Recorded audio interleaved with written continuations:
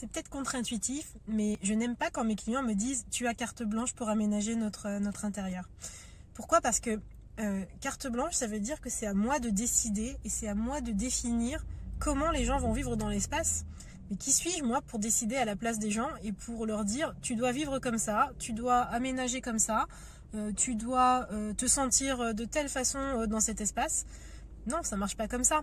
En fait, avoir carte blanche, c'est n'avoir aucune contrainte et aucun point de départ.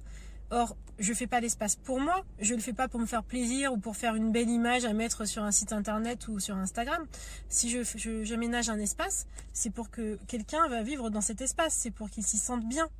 Donc, tout projet que je fais, de ma manière de concevoir l'espace, ça part toujours de la personne que j'ai en face. Et donc, carte blanche, pour moi, ça ne veut rien dire.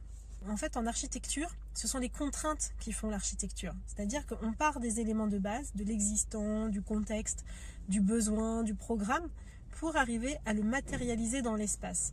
L'aménagement, c'est la résultante, c'est la matérialisation dans l'espace et dans la matière au sens large du terme, des matériaux, mais aussi les objets, les volumes, la lumière est une matière aussi.